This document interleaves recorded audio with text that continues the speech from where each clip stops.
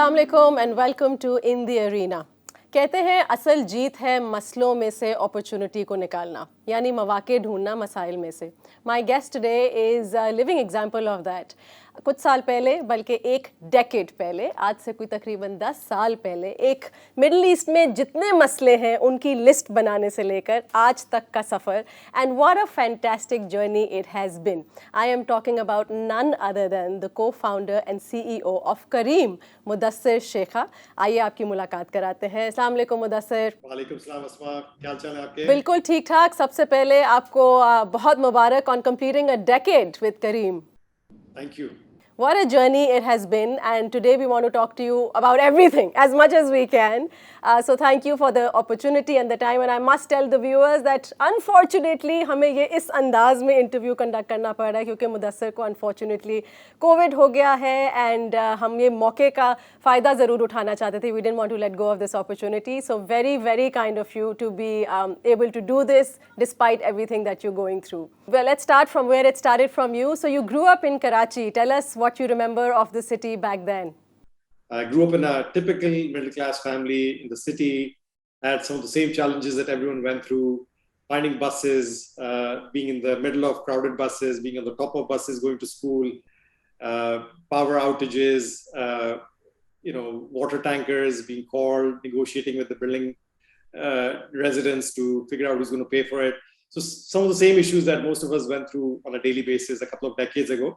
But the two things that were probably a little bit different growing up, one was a big focus on education, especially for my mother. People like her are called tiger moms these days. Tha ke achhi school jana hai, achhi grade chahiye, and nothing was good enough. So that was quite instrumental. And second, my dad was part of a family business in Jodia Bazaar. So really saw up close what does it take to survive and thrive as a small business growing up. So alhamdulillah, comfortable childhood with the focus on education and a close window into what does it take to run a business. Lovely. So how did the US happen then? You then went for your degrees to University of Southern California. How did that happen? Yeah, look, alhamdulillah, there was a focus on education, as I mentioned. So school jana hai, which was different from the sort of neighborhoods that we grew up in. Exactly. Most of the kids were going to certain kinds of schools and we were going to slightly different kinds of schools. So हमें हमेशा होता था कि why are we not going to the same schools as everyone else that we're hanging out with on a daily basis? But the people that I went to school with, they were all after O levels, A levels, going abroad. And even though this was not something that anyone in the family had ever done, you should try this as well. This seems to be the rite of passage. But of course, it's not easy to afford going abroad. So alhamdulillah, the grades were pretty decent. I ended up getting a scholarship, full scholarship to the University of Southern California. That became the gateway to the US. And when I went to the US, I saw a very different way of living in the sense that with sare jo chote masle which bog you down in a place like Karachi and in most emerging markets, you don't even have to think about in a developed place like the US. ना light जा रही थी, ना tanker से पानी भरना पड़ रहा था। आपको अजीब नहीं लगा शुरू के कुछ अरसे में कि मैं कहाँ आ गया हूँ? But it's almost liberating, and when you have that time, and you have that mind space available to you, then you start doing more with that time and more with that mind share, right? So मैं अक्सर लोगों को कहता हूँ कि there is a reason why a lot of big enterprises don't come out of our countries, because we are bogged down with so many basic issues that they completely sap away the potential that people have. Which is why people like myself and many others, when they sort of leave Pakistan, go abroad, they surround with themselves with an environment that is a lot more productive, right? And their mind share, their time is able to create much more value than it can create in places like Pakistan and almost all emerging markets. So it's a big contrast and a big insight for me personally. Like you say, it was liberating in so many ways. You also worked during the dotcom bubble. आपने बहुत सारे startups के साथ काम किया. I mean, how was that? और उस period में क्या थी major learnings? I was very unfortunate as it seemed back then, because I graduated in 1999 December. It was almost the height of the dot-com bubble. So I joined a startup. उसने भी बड़े में जो ना dreams दिखाए थे of becoming rich very quickly. I was 21 years old at that time. What did I know about any of these things? And I ended up working really, really hard. Literally slept in the office with sleeping bags, 20-hour work days. Invested any money that I had saved in college into that startup as well. And basically, the startup went bellies up. And not only did I not get anything out of it, I actually lost everything I had. तो उस वक्त बहुत बुरा लगा. It was a crushing hit. But every episode in life, such as that one, is a big learning opportunity. And when I step back and think of what did I learn from it, the few things that came out of it were, one, you can be a lot more ambitious than you give yourself credit for. Because एक जो चीज हमने देखी थी dotcom bubble में, there were people like me, very young, they looked like me, they were thinking of ideas, they were building businesses, they were getting funding, they were getting big exits. So it seemed like if they can do it, I can do it, right? I'm no different than these people. So it really gave you a lot of confidence that no ambition is too high. The second thing that I learned is the value of speed, that you have to run super, super fast, and you can run faster than you think you can run. And the third was the value of people, right? You surround yourself with amazing people, and then amazing things happen. So while that experience lasted in a spectacular disaster, as I call it, it left us with a lot of good learnings. You've touched upon speed, and I know you speak about that a lot when it comes to Careem, and I will talk to you about that. But then how did the UAE happen? McKinsey happened, and then you joined it, and then you also had the courage to leave it. So tell us about that. Well, it was very simple. I had worked at startups for almost 8 years after college without a very clear success. One was a spectacular disaster, others were decent, but nothing amazing. And I asked myself, what am I missing, right? And I felt I studied computer science in college, had an economics degree as well, but I worked in computer science, did programming, and I felt I need to learn business. This is something that I'm learning on the job, but maybe I can benefit from proper business education. So I was thinking of applying to business school, and then suddenly someone mentioned to me that, and we looked at these consulting firms. These firms are business schools that pay you. That's such a good way of putting it. Yeah, maybe I should look at them and consider them. And usi waqt, this is 2007, 2008. Parents are getting old. I'm the only son. The desire bhi tha ki yaar Pakistan wapas jana hai. Mom said, don't come to Pakistan yet. And then McKinsey, Dubai came up with an opportunity. I felt yaar I can be close to my family and I can get some business education. This made a ton of sense. My second question was कि एक तो join करना और फिर इतनी हिम्मत होना कि उसको एक दिन छोड़ देना. Considering कि आपका track record startups में कोई बहुत कमाल नहीं था. So how did you find the courage to leave it?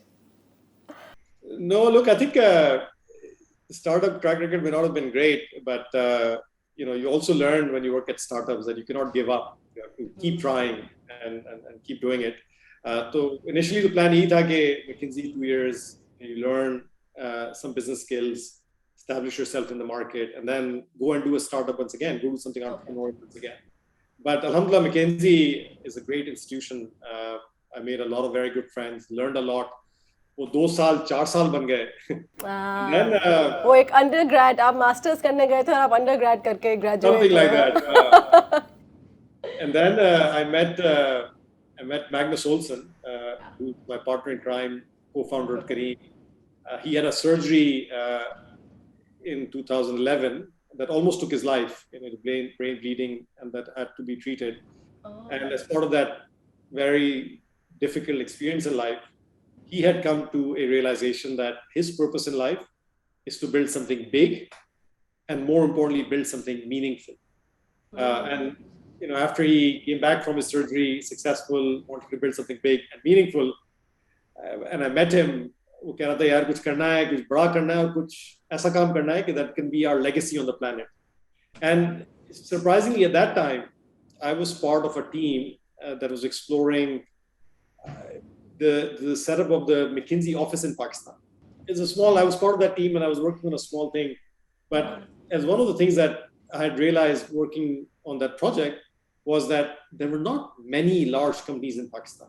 And some of the biggest names that we saw growing up, like Habib Bank and Anglo, local organizations, yeah. If you look at how big they are in pure value terms, you'd be surprised, right? Because I spent so many years in the Bay Area, Silicon Valley. Want to 100 meters pay, there is $10 billion business, $50 billion business, $100 billion business. This is like a dime a dozen, right? They produce it very easily. But in a place like Pakistan, which has 200 million people, the fifth largest country in the world, we have hardly produced a single decacorn, right? Unicorn bhi ek do hi hongi, agar aap publicly markets mein bhi dekh lein. So when Magnus came and said we should build something big and meaningful, I was like, man, I think we have the potential to build something big and meaningful. But for some reason, people have not dared enough and we've not been able to accomplish it. So I was totally sold on that mission to build something big and meaningful. And we said, let's do it. So, how much knowledge did you have of transportation, of ride hailing? I mean, back in the time, for somebody who grew up in Pakistan, before Careem, it was an unheard concept. For a girl to even think of sitting in someone's car who's going to take you to another place was just unheard, right? But how much knowledge did you have in the area ke transportation challenges kya hai aur ride hailing kya hai aur kis tarah se kaam karegi? On day one of Careem, instead of saying कि अच्छा हम क्या करेंगे, कैसे करेंगे, we were asking the question, why are we doing it? This is because of Magnus's journey in life. We said, let's write down why are we doing it. And that line has become Careem's purpose and mission for the last 10 years and inshallah for the next 100 years as well, has been to simplify the lives of people and build an awesome organization that inspires. Because agar aap dekhein, why are big institutions not being built from the region? Magnus ko kehta hu, Magnus, you're from Sweden. You're 9 million people. I don't know what you guys eat for breakfast. You've produced an IKEA, an Ericsson, a Volvo, a Skype, and you name it, right? And hum 220 million log hain, and somehow we've not been able to produce a single large institution of that sort, right? So what's wrong, right? And when you dig down, you realize the same thing that I was mentioning a bit earlier. The life in our part of the world is full of friction. बहुत energy, बहुत potential ज़ाया हो जाता है छोटी-छोटी चीजों को overcome करने में.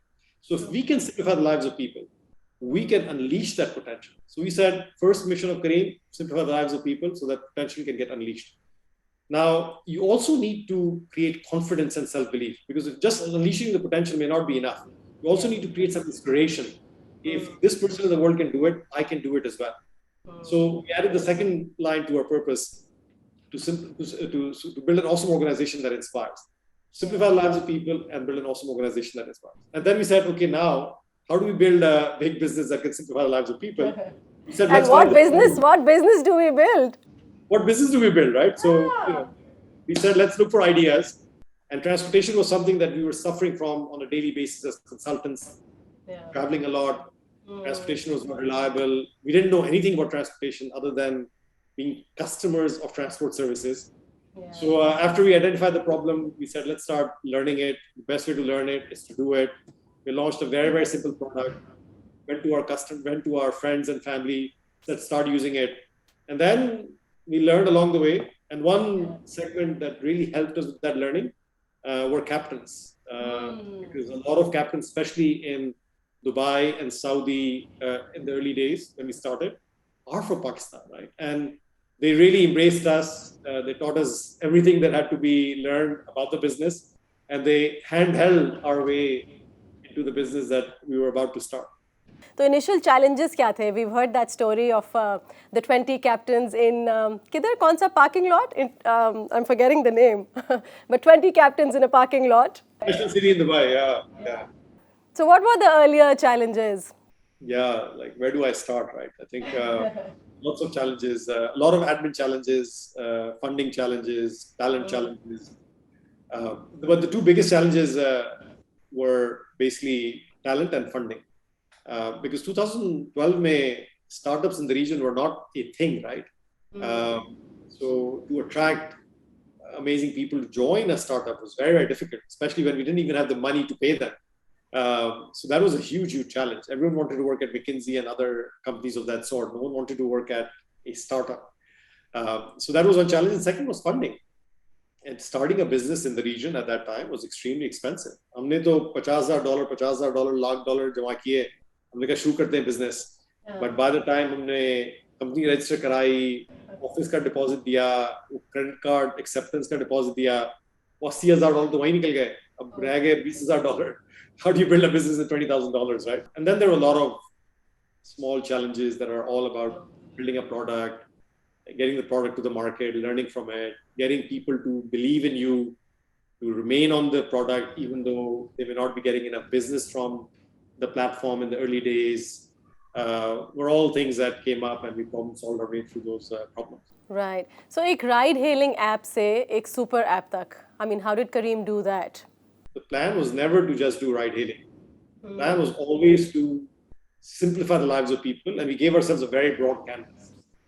And of course, the first opportunity that we saw was in ride-hailing, because this was a problem that we understood. And as we solved that problem, we found more problems, and we solved those problems, we found more problems. It's very similar to a company like Amazon starting with books in e-commerce, right? Now they do so many other things when they start with. You have to start with a problem that you understand and that you can solve, and then be open to expanding the scope over time with foresight and deliberate attention upfront. So one thing that we realized in 2016-17 was a lot of things that our peers, there are other ride-hailing companies globally as well, a lot of things that our peers were taking for granted, we had to build ourselves in this region. We almost had to be more vertically integrated than others. So, for example, if you America mein ride-hailing company start karte hain, you don't have to rebuild maps because maps are pretty reliable. But if you Dubai mein, Karachi mein, Lahore mein Google Maps ko kholeं, वो आपको exact address तो नहीं बताता ना, वो तो street का address बता देगा best. अब शायद बेहतर हो गया होगा, 10 साल पहले तो बहुत मुश्किल थी. So we had to build our own locations database so that the service could work reliably, the captain could show up at your door. We had to build our own payment infrastructure because not everyone in the region has credit cards and debit cards that those companies in the West could rely on. अब वो cash ले रहे हैं सारे captains, उनसे फिर cash लेना है, settle करना है, losses को manage करना है, all of. So we had to build so many things that companies in the rest of the world can take for granted because those services have been built and the infrastructure is at higher layer of abstraction that you can build on. तो हमने कहा यार इतने सारे हमने चीजें बना ली हैं, इसके ऊपर हम ride-hailing service चला रहे हैं, but can we not do other things on top of this? Yeah. Absolutely. You know, many delivery services need the same issues. Many other things that customers need have the same underlying building blocks requirement. So फिर हमने कहा let's see what more we can do. And one thing led to another. The super app concept was also being done in some other parts of the world, which inspired us. So हमने कहा सही है, this is perfectly aligned with our purpose to simplify lives. We can simplify the lives of people in not just things that we do organically at Careem, but the super app is an open platform. Anyone that wants to target our customers can build their application on the Careem super app. They can target our customers, and they can also use all the underlying building blocks that we have built, our maps, our payment infrastructure, or everything else. Everything has been built. You can use it to make your service more reliable, and you can target customers through the Careem app. One thing that I want to ask you, जब शुरू कर रहे होते हैं आप 10 साल पहले, maybe आप में बहुत ज़्यादा zeal थी, spirit थी, वो purpose था, और फिर शायद एक कामयाबी भी चाहिए होती है. But when you get all of that, you get the success, you get the fame, you also get a lot of acknowledgement of the good work that you've done. What keeps you so motivated to be following the kind of schedule that you follow today? Look at what's happening in our countries, right? It's not just a Pakistan thing, it's happening in some other parts of the region as well. The political systems, the economic systems, they're not set up to take us forward. So I actually feel that companies like Careem and a lot of the startups and organizations that are out there, we almost have a sense of responsibility to push hard and make sure that we can become the vehicle through which lives of people at scale can be radically uplifted. I often tell people, imagine what the region would look like if an Amazon or a Google came out of this country. Let's say what happened if Google was based in Pakistan. Google came out of Pakistan. It's a multi-trillion-dollar business. I'm sure the country would be different radically. Everyone in the country would be radically different because that one business that created such large global impact came out of the country, right? So if we can build the next Googles and Amazons of the world from this part of the world, we will overcome a lot of the things that are holding us back and become the source of uplift for the people of our region that we truly, truly care about. And we can, of course, stay catch up, chale ab aaram karte hain, bahut mehnat kar li, which would be a fine thing to do. But these things have been given to you, and you see what you can do with it. I feel we have a responsibility to keep going, and this is not the time to stop. This is the time to say, how can I accelerate my journey based on more resources and other things that have come my way versus slow down? Because the region definitely needs it. Pakistan definitely needs it. Does this immense sense of responsibility ever exhaust you? Yes, of course it does. It'd be wrong to say it doesn't. You get exhausted physically, if nothing else, right? By working hard. And then you find ways to recharge yourself from time to time. Jab thak jate hain, कहते हैं थोड़ा rest करना है, but we cannot give up because we have a huge sense of responsibility. There are 500 million people in the region that can benefit from Careem in some shape or form. We're only simplifying the lives of a few million every month. There's like 100x more impact to deliver. And even the people that are benefiting are only benefiting in this way. They should be benefiting in this much way, right? So we're so early and we see so much room to fill the gap that we feel we don't have an option but to keep going. And frankly, it's not just on our shoulder, right? Now the ecosystem is thriving and it's coming up as well. And all of us collectively have to bridge this gap and inshallah lift the quality of life of our people to a level that even exceeds what we saw when we traveled to other parts of the world, inshallah. Any advice to young founders? You've talked about speed, I know. So building on that, do you think there should be more action-driven, or is there anything else you'd like to suggest to the new founders?